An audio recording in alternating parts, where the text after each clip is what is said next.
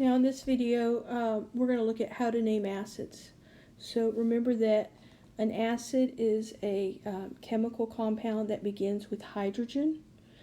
And the hydrogen is the cation. That means it has the positive charge.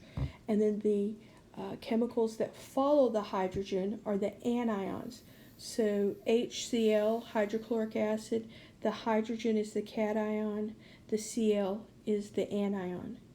In H2SO4, sulfuric acid, the hydrogen is the cation, meaning it's the positive charge. The SO4 is the anion, that's the negative charge. So when we look at the acids, binary acids are going to be acids that are made up of hydrogen and one other element. So HCl is a binary acid. H2S is a binary acid. They're both made up of hydrogen and one other element. Acids that contain three elements are called ternary. So H3PO4 would be a ternary acid. The easiest way for you to name your acids is to go back and pull out your flow chart that I gave you for nomenclature. Now, I just zoomed in on the part dealing with acids. In the past, you were working on the left side and using this flow chart for naming all the chemicals that we were naming back in November. So right across here, it starts off, when we look at it, let's get this going. There we go. Does the compound begin with H? If the answer is yes, then it's an acid. So we come over here. Does the acid contain polyatomic, more than two elements? If no, we come over here. So let's say we have HCl. Well, we would write the prefix hydro and then the name of the second element, which would be chlorine, changing the ending to IC, and then adding the word acid. So hydrochloric acid. Does the compound begin with H? Yes. Does it contain more than two elements? If the answer is yes, we come over here. Now, what you're going to have to do when you get to this point right here, okay, let me put an example here and we'll show you how to use that. So here I put an example here. Does this begin with H? Yes. Does it contain more than two elements? Yes. So we come over here.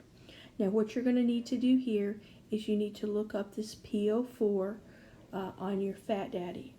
And when you look up PO4, you're going to look and see what it says. Now this says phosphate. So does it end in ate or ite? This ends as phosphate. So that's 8. We come over here. We're going to name the polyatomic, replacing the 8 with IC and the word acid. So this would be phosphoric acid. Now, if this would have been H3PO3, this would have been phosphite. We would have come over here. We replace the ite with OUS and add the word acid. So it would have been phosphorus acid.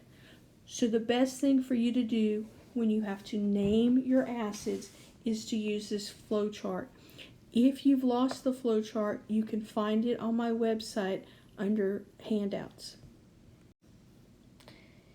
If an acid is composed of hydrogen, oxygen, and a third element, we call that acid an oxyacid. Now this is important. Oxyacids occur in series. And what we're looking at is the number of oxygens that are present. In order to name the oxyacids in a series, you need to have the list of ic acids, which are our standard acids. Now this is the list of oxyacids that you need to have. So I need you to get Fat Daddy out. I need you to pause the video and copy these down. These are the standard ic acids. In order to name an oxyacid, you need to know what the standard ic acid is. Now we're going to use chloric acid in my example on the next slide. Now, the way we name our acids, if we look at these all across here, they are all the same. The only difference we have is you'll notice that they both have hydrogen, they both have chlorines, but they have different numbers of oxygen. Now, we want to, when we see one that's an oxy acid that's made up of hydrogen, oxygen, and a third element, go back to that chart of ic acids. Find your ic acid. So you would find HClO3 as chloric acid. That is our ic acid. That's our standard. Now, if we have a chemical that's made up of the same elements, but they have different numbers of oxygen, we're going to find out where they're located with regard to our ic acid. If the formula has one more oxygen than my ic acid, we are going to add the prefix per in front of it, and so we would call this perchloric acid. If we had an acid that had one less oxygen than my ic acid, then we're going to change the ending to OUS and we have chlorous acid. If it has two less oxygens, then we're going to use the prefix hypo and the ending OUS. So let's pause this video. So I paused the video, added a few things.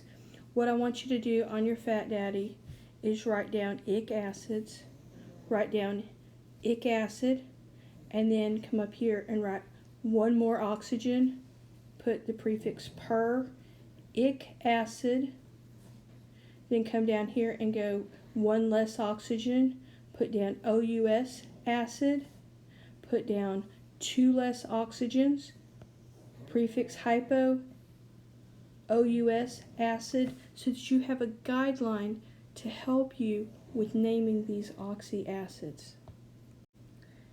Now, what I had on the previous page, I have it typed up for you here. So if you can follow it better on this page, that's great. But this says the exact same thing as with the highlights and the number of hydrogens that I had typed in there. Now, I do want to do a reminder with you on this. So my handwriting isn't going to be great. But when we write out our formulas and we're writing hydrochloric acid, you are going to have to go back to hydrogen has a +1. Let's erase that. Hydrogen has a +1. Chlorine has a -1. You have to crisscross.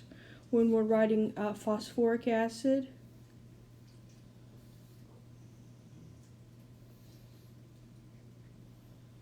we have to go back to hydrogen has that +1 from the Fat Daddy. Phosphate has a -3. We have to crisscross those over. We get the H3PO4. So don't forget that when you're writing out your formulas, you have to go back and crisscross your charges just like we've always done. Now, when you're looking at determining if a substance is an acid, what you want to do is you want to come over here and you want to look, does it begin with H? If it begins with H, it's an acid. If it doesn't begin with H, you want to look and see, does it have OH?